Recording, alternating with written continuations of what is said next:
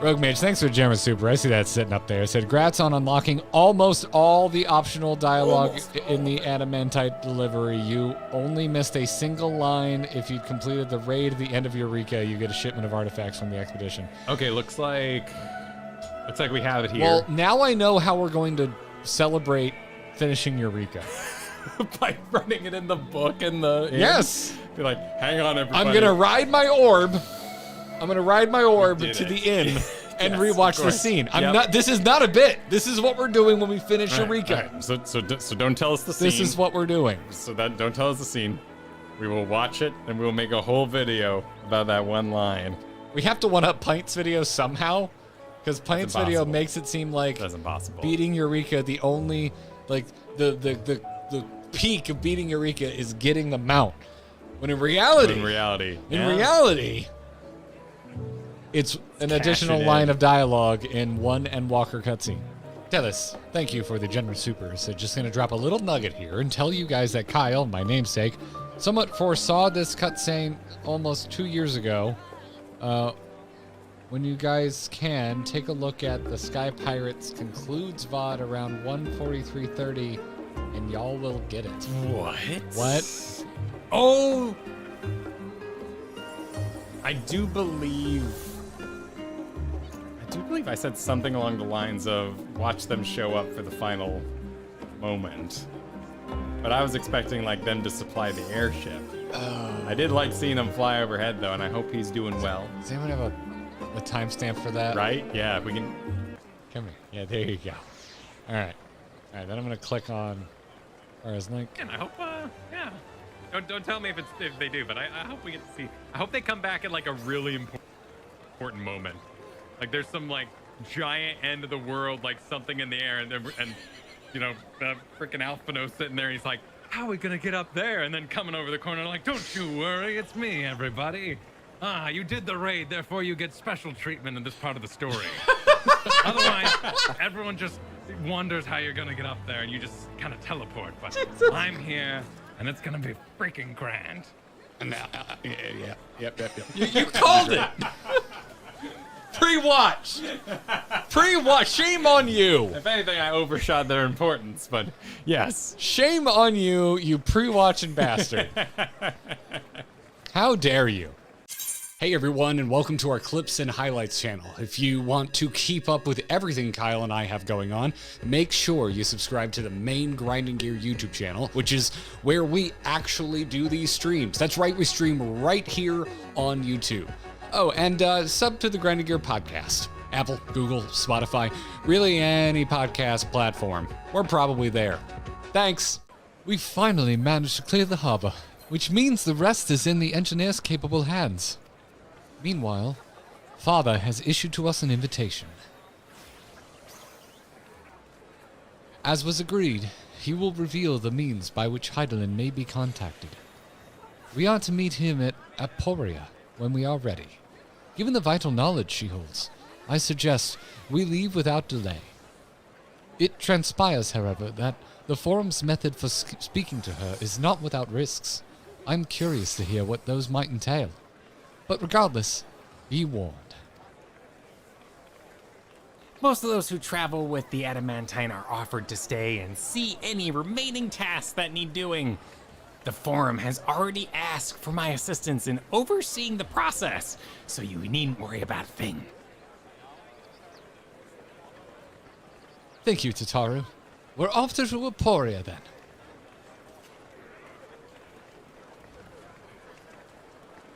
Oh, Tataru waved at the end. That was a cute little detail. I don't want any of you getting hurt, but I don't want you wringing as much information out of Highland as you can. For all we know, this is the one and only opportunity we'll get. Very well. I have one last lingering thought before we go and maybe get answers. I don't understand. Stop. Am I never able to say that word again? No, not really. Everything in Answers is a reference. All of it's connected. That's why they said so many words. All right, my lingering thought is that the Forum's been keeping Heidelin from us, basically, right? Because they have a way to talk to Heidelin, and we can't talk to Heidelin. Yeah. my lingering thought is why I'm assuming Hydaelyn would be like, yo, force your dick. Let me talk to my friends. I find that weird, and I expect that to be addressed. I don't know if it needs addressing. So maybe explain your issue further. Well, just the whole. If the plot point is we can't talk to Hydaelyn, why is Hydaelyn not talking to us or demanding that the forum let us talk to her via their method? I think it's more that they have a direct line of sorts. But I bet you because, even President Dragon there was like, I heard from my father, and it was a big ask, and he was like, very well. So, powerful beings, it takes a great amount of energy to speak across the rift. So I think she has probably spoken to us probably more than she speaks to them. I mean, they probably get yes and no answers. That's how God calls work in D&D, I mean, I'm with you on all of this, Yeah. but it's a plot point that we need this to talk to her, and I'm like, wouldn't Hydaelyn just be like, hey, let them use it? like speak with dead. You get 3 questions. I'm already on that page, and I feel like it doesn't address my issue. Well, what's your issue? My issue is like, why wouldn't, if the plot point is you can't talk to her without this MacGuffin, why wouldn't Hydaelyn be like, hey, let them use the MacGuffin? But she already has talked to us many, many times over the course of the journey. Yeah. But, if we really need to talk to her, wouldn't she just be like, hey, Fortuna, put them on the line? I mean, You ever had a Christmas call that is like, put them on? yeah. No, I don't know. That's my last lingering thought. Yeah. I don't understand now you're not getting this. No, I get it. I just don't know if they're going to go there. Because to go there to provide that explanation would be interesting, but I don't know if the moment of meeting Hydaelyn in a more real-time sense on the phone would be broken if you then had to explain why your previous meetings haven't really been face-to-face. Because Vana on the boat, that was pretty high effort. It took a lot of them. They were exhausted, so they had to go through Cryo again. So is the phone line that much more direct than we've had in the past? Because there's a world where they could try to do a seeding thing where Hydaelyn seeded your journey in advance, and actually the Hydaelyn on the phone is freaking nuts because she's a primal, and only the lingering projection of the people who made, you know what I mean? This is where I'm saying No. what you're asking for might be too complicated to justify, and I find that highly amusing after listening to you for the last minutes. and it's okay if we just talk to Hydaelyn, in my opinion. My question is simply, if a device exists for us to talk to Hydaelyn, why doesn't Hydaelyn on that device ask the people currently in charge of the device to let us use it? And you went 10 layers deeper and went, the other person other than the telephone asking, please put them on, is too complicated, and I find that very, very funny. Well, okay, so in that case, Hydaelyn could know that. I'm letting him cook, but I find his cooking amusing. Yeah. Hydaelyn could know that they hate adventurers, which was kind of one of the big plot points with Fortunate, because he was like, screw all adventurers, we're the forum, we know what's best, and we're not going to have a bunch of ruffians, take control of the world. Yes! So if she was like, hey, real quick, put the adventurer number 1 on the phone, the forum would be like, hell no, and we'll get in his way more. So if she's future seeded with the knowledge that she would someday get to meet you after the point, if she told the forum to put you on the line, they could have more barricades against you getting to do it in the first place. So she would again be nervous to say that. If that's what you're asking. I'm gonna be honest, I'm nodding because I'm afraid to go deeper into your brain at this point. Okay. Yeah. My point being, I'm not concerned. All right. It's now everybody's favorite dad. Now, wait, that is not true at all. Everybody's new Gaius favorite is my dad. favorite dad. Gaius is my favorite dad, you're right. Tuna, Val, I have already shown the others inside. You will want to speak with Clara Lane. She has the key to the lift and can send you down after. What, don't want to ride the elevator with us? Too awkward? Too awkward? After you gave him the stink eye all expansion? Oh, he's still having feels, you know, he just connected with his kids. he needs a minute. Is that He has a lot of cars. You know, I see you out there with your Eureka penis. What? The Eureka penis is being made out in front of us. Oh, you said exactly what I thought you said. Yeah. Okay. All right. Goodness me.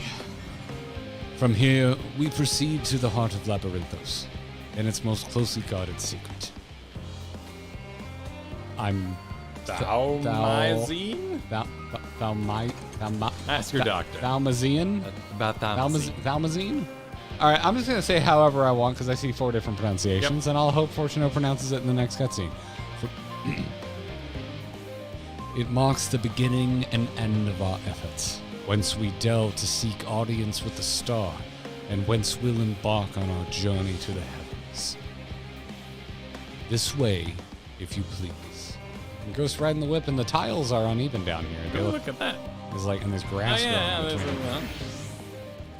oh, that's the ship. Oh, Is it the Dorito? I went too fast. I didn't get to stare at the. It doesn't look like a Dorito. It looks I'm like a ship. surprised they let us get this far without before triggering the cutscene. That looks elegant. Yeah. Oh, nice. I mean, I think those are the Dorito circles. Are they? Kind of. It kind of, had. Honestly, just looked like a big flying USB. It's a nice ship, though. It is a nice ship. Oh, crap. I bid you welcome to Thalmazine. Direct your attention towards its center to behold the ark over which we have long labored.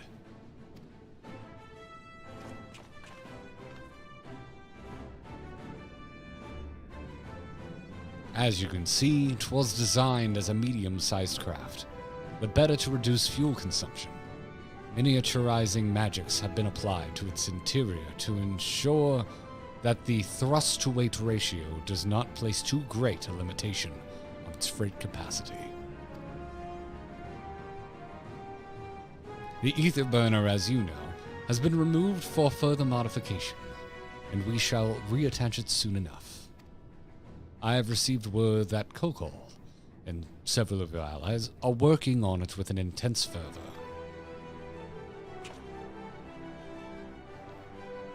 We are sure to see it done. 'Twas by their expertise that many a prior disaster was averted. If anything, I fear they will not afford us much time for speaking with Heidelin ere they finish.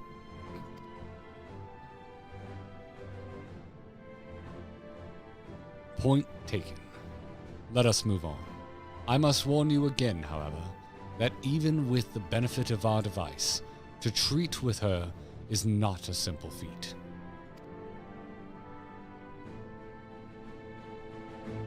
Okay.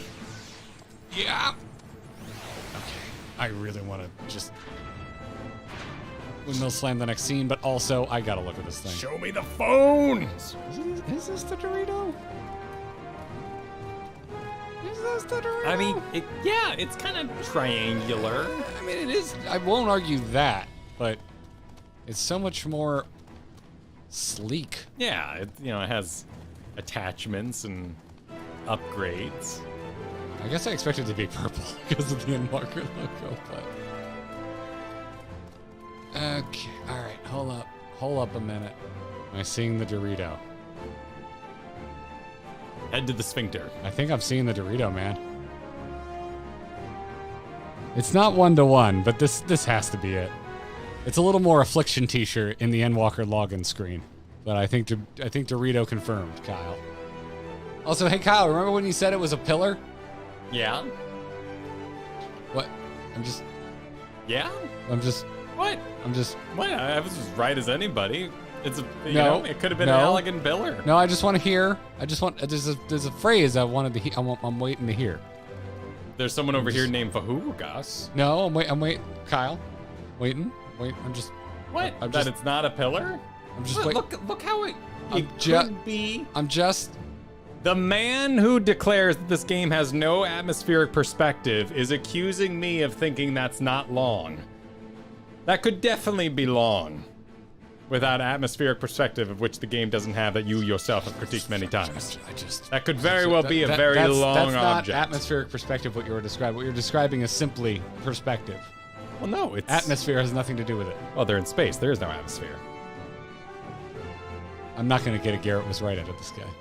I'm not going to do it. I'm not going to What's there to say you're right about that? I'm not going to get it. We're both wrong. It doesn't have the same attachments. I mean, it really doesn't look like the same ship. We're both right in that it is like this game's being purposefully misleading. How could this happen? Do you all see what I have to live with? You get plenty of accolades. I give it up all the time. I wanted to jump over this table when you said space had no atmosphere. What? It doesn't. It was such a great joke. I'm so mad that you thought of it. you bastard. If meeting Heidelin proves difficult even for the forum, then perhaps I... No, 'tis an unformed idea at this phase, I'm afraid. I will duly inform you if anything comes of it. I guess you would be thinking about it, right? As the previous conduit for Heidelin. Yeah, like, do I need to get in there? That's what I'm saying, like... Right now, you could literally point me at anything and be like, hey, Kyle, overcook this. Like, it's just... Right? Because, like, what if the great tax is that, like, we have to sacrifice somebody in order to even speak to Heidelin every time? I'd be like, frick, yeah, that makes sense.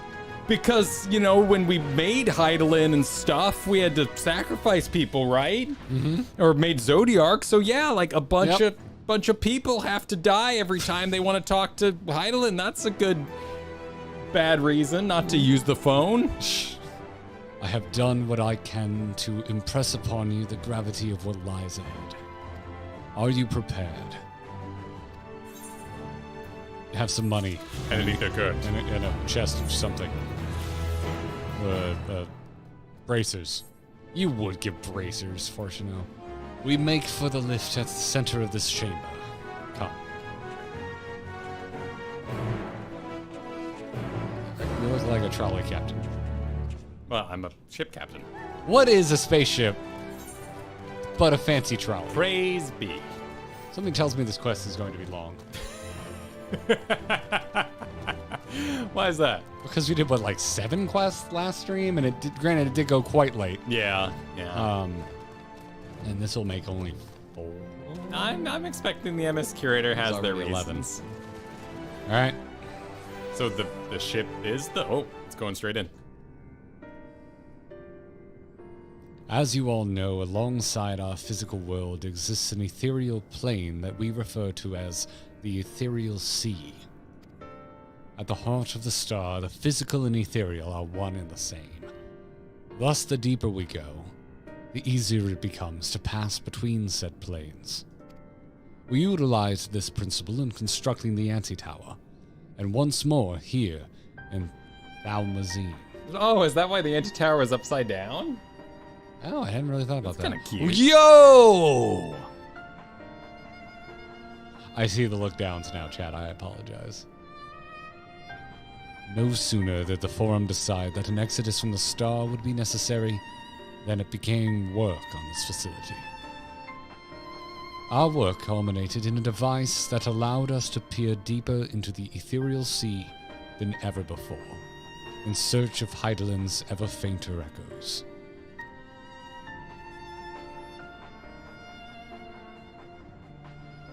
How would you pronounce that? Etioscope? Yeah. The Etioscope.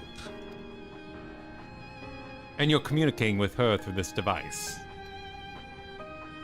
For a time, yes. But since the 7th Umbral Calamity, it has been rare to hear even a whisper. If you wish to reach her, You must journey closer to the center of the star than we have ever dared, beyond the Itioscope. Oh my god. Richard called it Ikeascope. Even so, I make no guarantee that you will find her, nor of your safety, not so deep in the ethereal sea. We understand, but if we are to deliver this world, we have no choice but to try.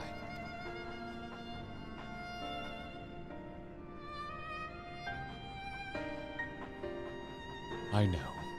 I only wish we could do more than observe your progress from afar.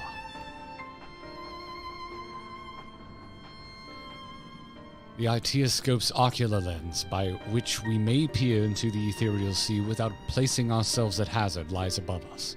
Through it, we can watch and guide you. In those swirling depths, there are pockets of ether so dense and turbulent that they can unravel one's soul. If we determine that you are at risk of coming into contact with such a pocket, we will recall you with teleportation magics.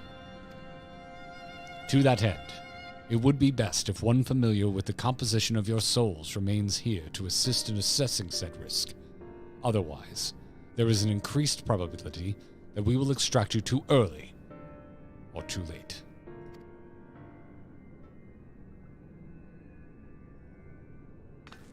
Please, allow me. I have thought upon this much, and in truth, I do not believe I am fit to join you in the trials ahead. The events at the Tower of Babel drained me, yes, but even before that, your capabilities far outstrip my own. This is no time to have a weak link in our vanguard, no matter how much she may wish it were otherwise. If I assist in the matter that Master Fortuno has laid out, however, I may still be of use. Will you trust in me to do so? I can think of none other I trust more. Compared to all the efforts you put into keeping us alive while our souls were in the first, preventing us from dissolving into ether on a single expedition ought to pose no challenge at all. That's a rad way to pay off Kryle's arc during Shadowbringers. And even if we did, I expect you would hunt us down and restore us to health somehow. You flatter me, but rest assured, I will be keeping an eye on all of you. There is one more thing. Those in ages past referred to the ethereal sea as the underworld. Oh shit. Our final resting place. In its embrace is memory washed away, leaving only the purity of one's soul, or so we believe. Yet what of these memories? Few think to ask what becomes of them, cast adrift on ethereal tides. Some theorize that they linger for some time, those associated with strong sentiment in particular.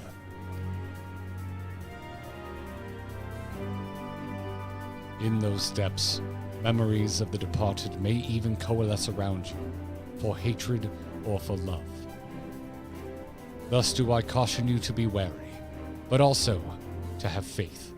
Remember those who did gladly extend a hand to you, that they may lift you up once more. They're going to assault our emotions in every way possible. Yeah, bring it. You're going to show me everyone I ever cared about in this game, aren't you? Ah, sweet. How are you having this reaction? But it's a dungeon. Oh! It's a dungeon. Shit, I didn't think about that. It's a dungeon? Look at all the people. Look at all the options. Oh, I didn't even see the dungeon. I thought this was going to be a warning. Several cutscenes will play. No, you get access to basically everybody except for Kryle. Well, I didn't know you always warn me when we have a dungeon coming up. You didn't tell me we had a dungeon tonight. I don't know that I knew. That's cool. Yeah. It's cool.